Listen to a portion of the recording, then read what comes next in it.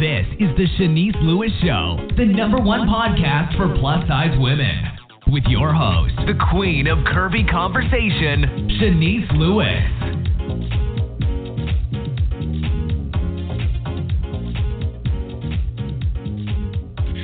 Welcome to the show. I'm your host, Shanice Lewis. Today is Monday, August 19th, 2019. Make sure you're following the show's social media pages on Facebook at The Shanice Lewis Show and on Instagram and Twitter at Shanice Show.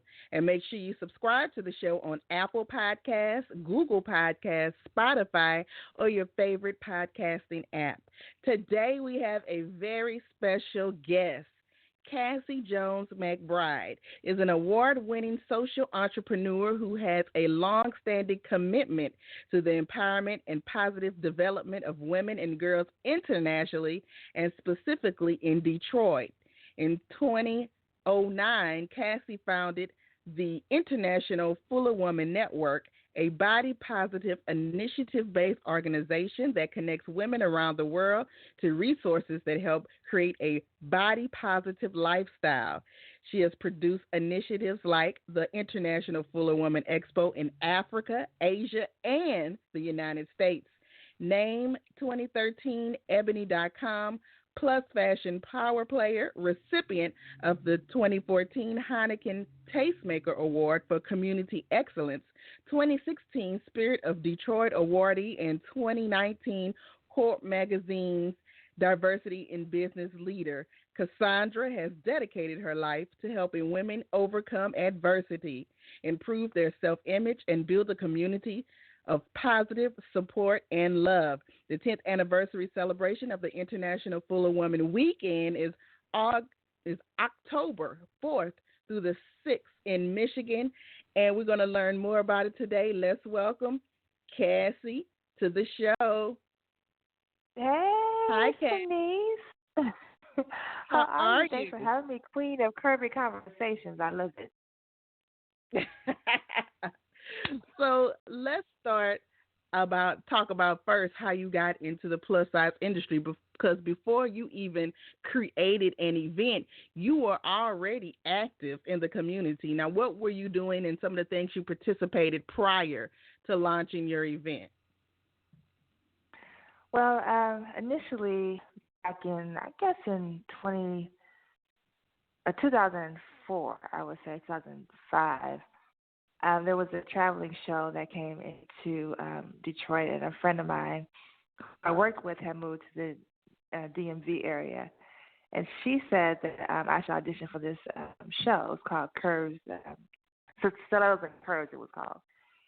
And so I never been a part of any plus size thing before. The first time I ever heard of anything like it. So I said, okay, I'll audition, and I got to be a part of the show, and it was the biggest show I ever been a part of, or heard of, rather, because it was at Cobo Hall, the largest, convention center in downtown Detroit at the time. So I rented space to practice in, and the family flew in, and it was a big deal for me. And so after going through all that, I figured I was going to, be a model and shut down the runway, because that's the only community I knew of when it celebrated plus sizes was in the modeling industry. So I said, okay, well, I'm just going to go ahead and do that because I loved it so much, because it is addictive to be on the runway. And so that show, I was able to help secure a sponsor for Torrid for the local store. And just they willingly just gave clothes to the show, and just based on my relationship that I had built with them over the years, I said if I could get that for this traveling show, I could really do that for people in this city after they leave. And I also, the feedback from the show after after it was over, people said to me that they really felt humbled and inspired by seeing reflections of themselves on the runway. They didn't care what we wore or who the designers were, but that they never seen so many people who looked like them on the runway. So I wanted to create the same feeling after that. So I formed, along with two other women that I met in the show, a little production company. We started to produce shows locally.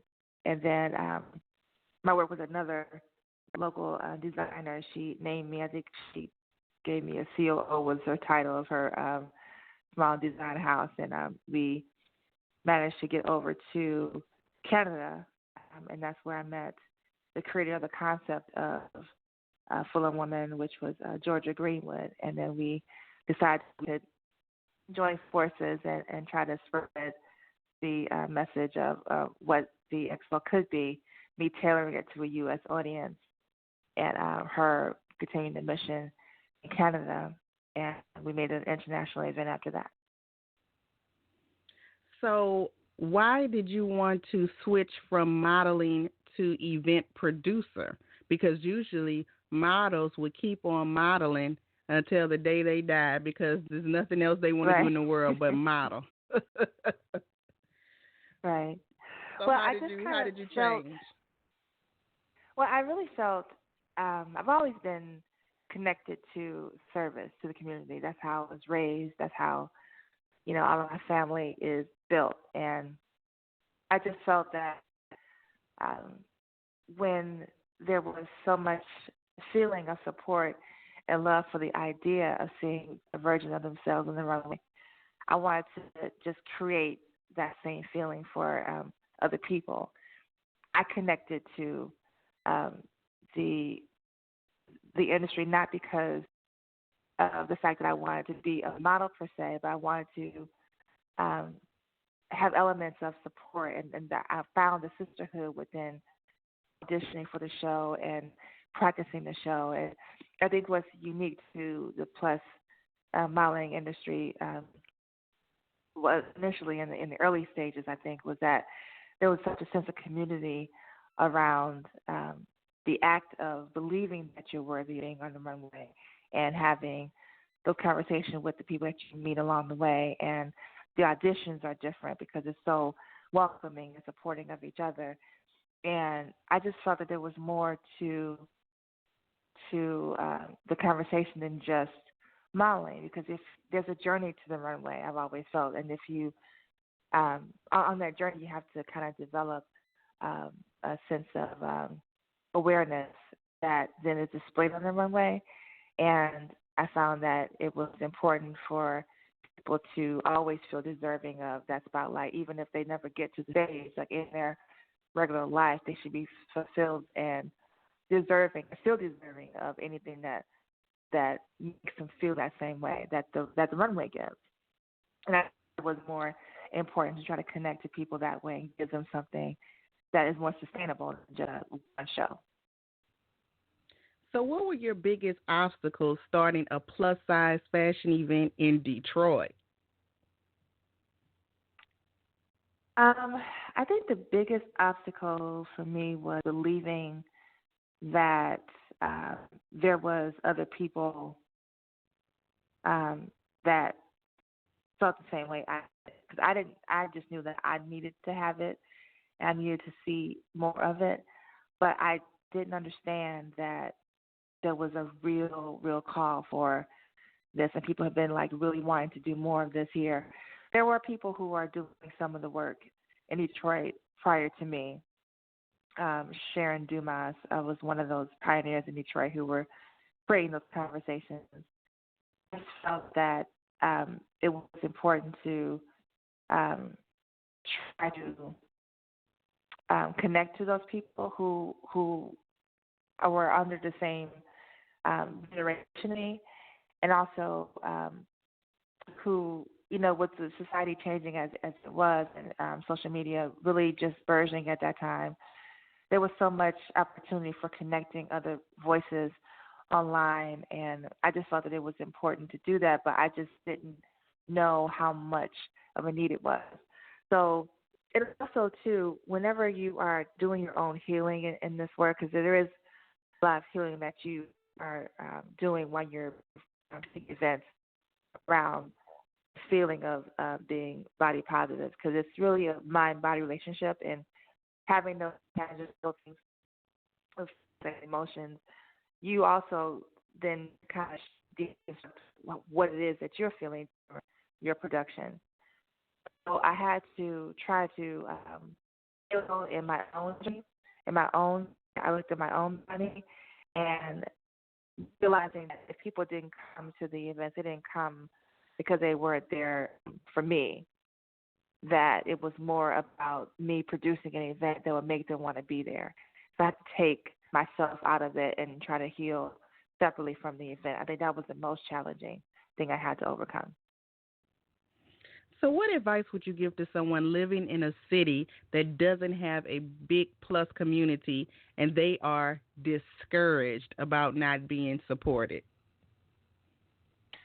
I think that the conversations you make in your own individual circles are the most impactful. And people who are afraid of not venturing out and doing it they have legitimate concerns because you just see all of that we see online and all these huge followings that people have and these influencers who seem to have all the answers and seem to have the support that they need to thrive. But it really is about just grassroots connection, people. And you will find I never knew that I would have an event that would be 10 years strong this year, but also our very first event was sold out. We work on our television. I had interviews on Fox 2, and it was truly an amazing turnout. But it was all based on grassroots and hitting the pavement and doing the work and taking time to connect to the community. So I just want to encourage everyone that in being part of this movement, if they're an advocate and they're valid already, it's just really about doing the work and really trying to make sure that you're more impactful for the people that you service. Now, you are celebrating 10 years, and your event is taking place October 4th through the 6th. So tell us what you have planned for the Fuller Woman Expo weekend. Well, it's a lot to celebrate because it is our 10th year. Although we haven't really profited from the events we do as a nonprofit, we are 501c3, which is formally a way that we can start to ask for different forms of money from different people, and then we're willing to give it for us to produce the events that we do. But we can make our events now more expansive, and we've changed the focus a bit on what we initially were, because we were just really about centering on plus bodies, but we're really trying to be more body positive and going back to what truly that means. So we're going to try to celebrate that and highlight those things that we want to do going forward within the work. So on Friday, we're talking about sexual conversation when it comes around plus bodies, centering it on the fact that there are a lot of perceptions of big love, as you were, or people having the belief that fat bodies aren't deserving of love and respect, and also people who live in that body don't believe or don't know how to connect to their partners in a way that is satisfying and that is supportive. So we want to have an event to talk about the sexual freedom that we need to have within our relationships and with ourselves. So we have a licensed sex therapist that will be there. Planned Parenthood is one of the sponsors who will be giving out, free contraception during the event. We have a fashion showcase. We have spoken word. We have live musical performances, food, and just a real intimate conversation about how we should experience our bodies. So that is on the first night. We're bringing it back from our previous events we've done in the past, which is what that day is called, Opulence.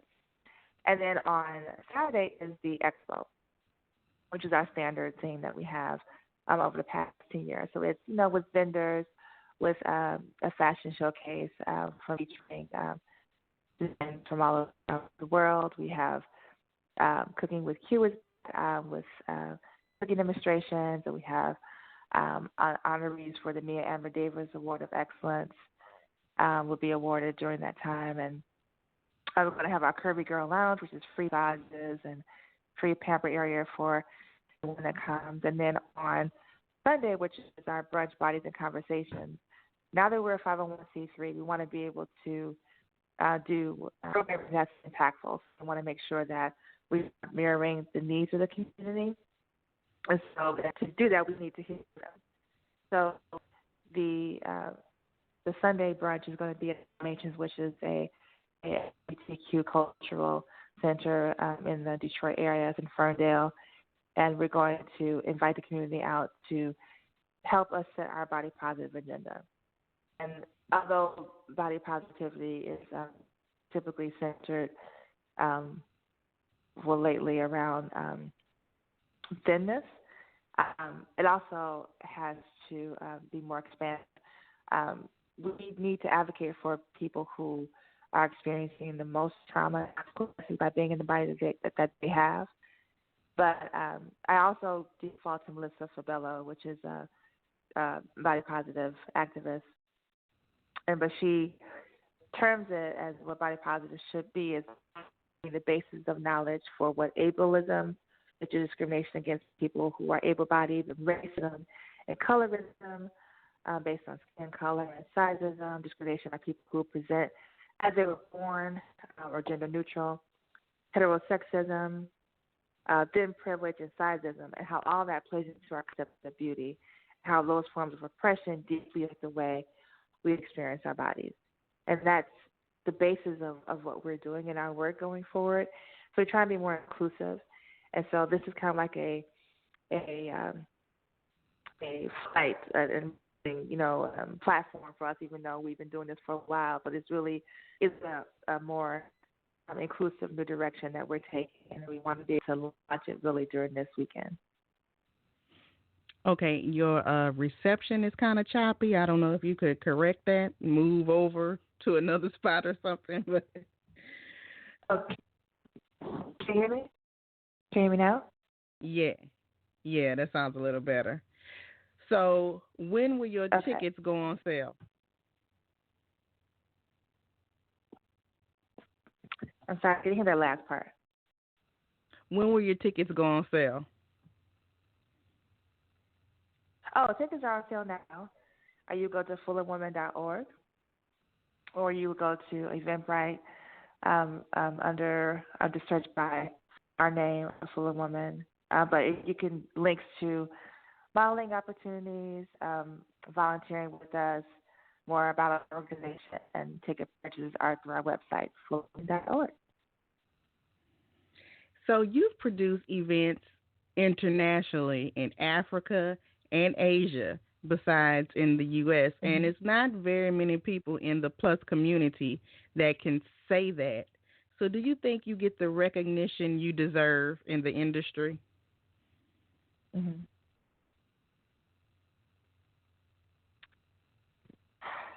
You cut up a little bit. Do I get the what I deserve? What was it? I said I didn't hear the last part. Been able to. Do you think you get the recognition you deserve in the Plus industry?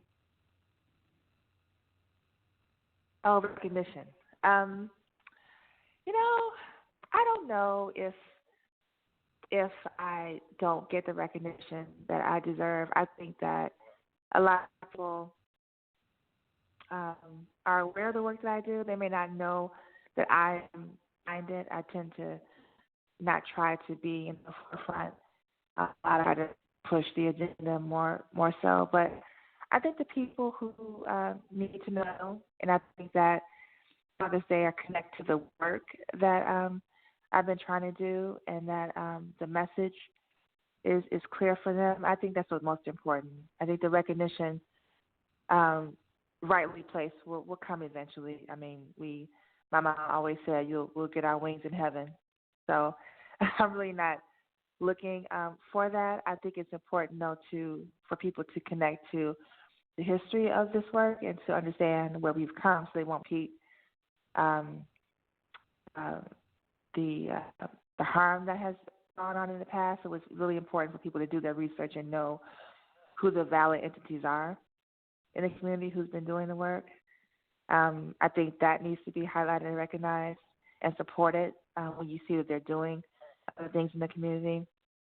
But I don't feel that I've not received it. I think that I've always been a person of protocol because I'm kind of old school when it comes to that. So if I see that there are things that are done in the past prior to my getting involved, I try to show reverence to that. There's always, people say, you can always, everything is the same, nothing is new. But, the way that you do it is new and unique and could be all your own. It takes a little bit more effort. And I think that some people are a little, I wouldn't say lazy, but they're just really very easily going into this work without really having a full concept of their own. I think it's important to bring your own voice to the work and glean from people in the past, but it's really important to show who you are and show up in the way that you need to. Now, you have elevated your advocacy to go beyond body positivity, and you now are working with Planned Parenthood. Tell us about that. Yes, actually, today I gave my resignation to my position. I've worked for the past 15 years. I'm in customer service at this logistics company, but I've been doing this work this whole time, and so I wanted to take a step back from doing the expo and the network because I felt something was missing. I really felt that I wasn't connecting in a real way to the community. I know I had limited resources, but I felt like my grassroots effort wasn't strong enough. So I stepped back and I joined the Economic Justice Alliance of Michigan and tried to see how policy is created and social justice on the ground level is done by, just knocking on doors and canvassing and that type of thing. And through that work, I worked with organizations like Mothering Justice, and I met Planned Parenthood, local organizer, through at an event that I attended in Flint, Michigan. And so there I saw one of my body positive mentors that I gleaned from in the slideshow that she presented. And so I said, this is where I feel comfortable. It's where I need to be. And so I went to her and I said, I think we need to be able to have the conversation around reproductive health in the Black community. I don't see that that's really done. And she was honest about how, she is a white woman and feels like the conversation should be guided by people of color. And I told her that we can make that happen.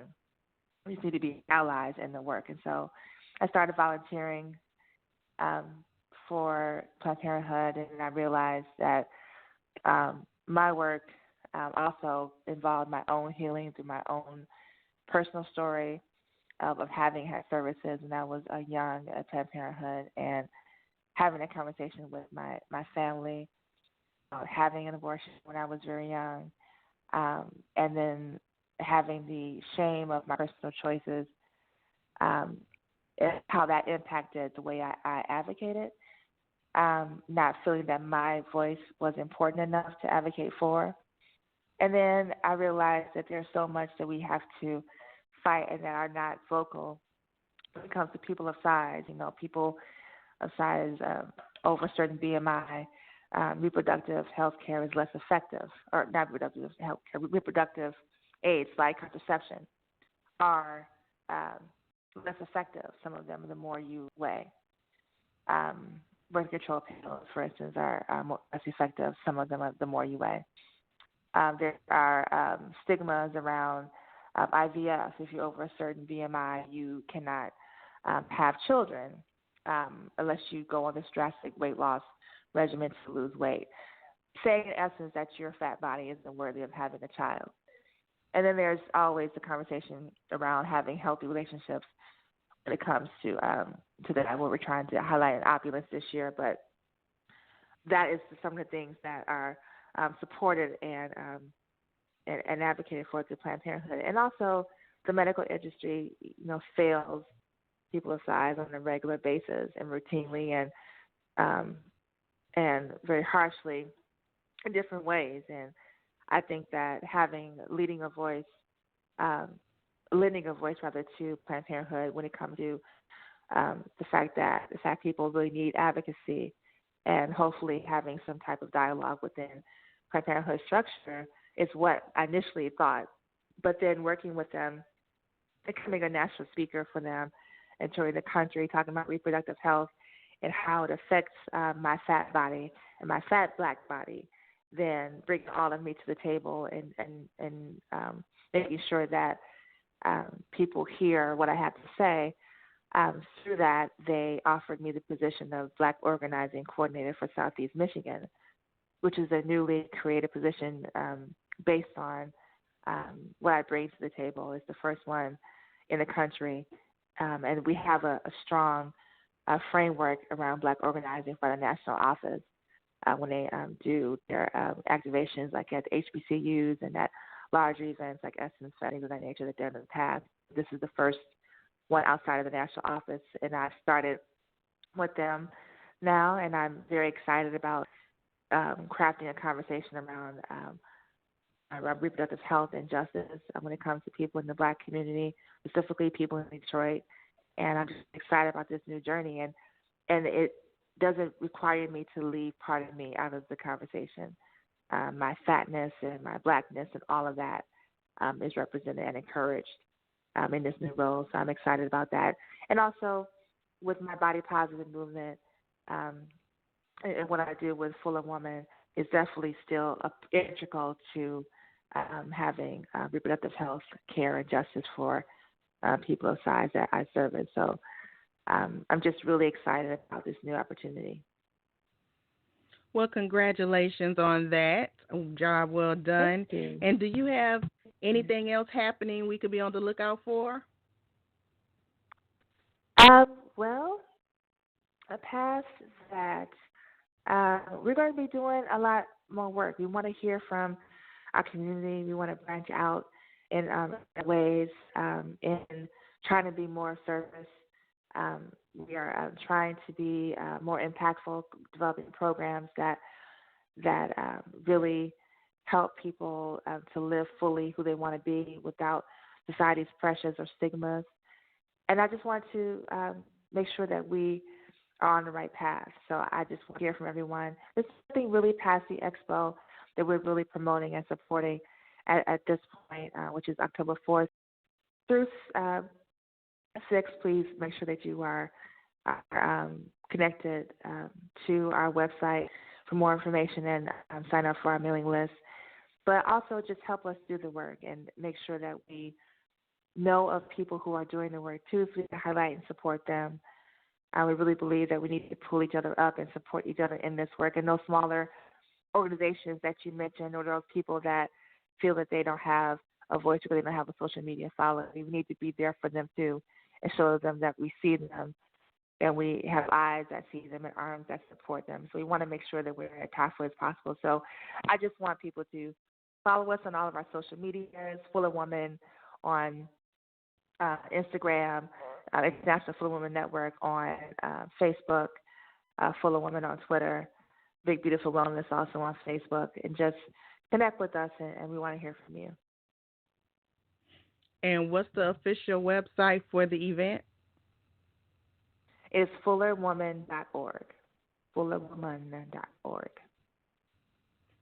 Awesome. Well, thank you so much for being on the show today. It's always a pleasure to speak with you, and continued success with everything you have going on. Thank you, Shanice. I appreciate it. And I just have to love on you for a minute because, I need to. I just want to congratulate you for being such a consistent force in this industry, in this work. You have really been at the top of this industry from the beginning. You saw a need for having this type of discussion, and the fact that you've centered on the plus-size community has really been a remarkable thing, because people have tried that and have not fully committed to the work that you've done and demonstrated. So I just want to thank you for not just this radio show, but all the work you've done in the community over the 10 years that I've known of you. So I just thank you for that and your work too. Well, thank you for saying that. I really appreciate it. And we will be in touch soon. Hopefully I can get out to Detroit. Yes. I've been trying to get out there for the last 10 years. Listen, come on. We got a place for you. Come on through. All right. Well, we'll be in touch. But again, thank you for being on the show and enjoy the rest of your day. Thank you. Thank you for having me. You have a good day. Bye. Bye-bye. Bye-bye. And thank you to my guest, Cassy Jones McBryde. Make sure you check her out at the International Fuller Woman Expo happening October 4th through the 6th in Detroit, Michigan.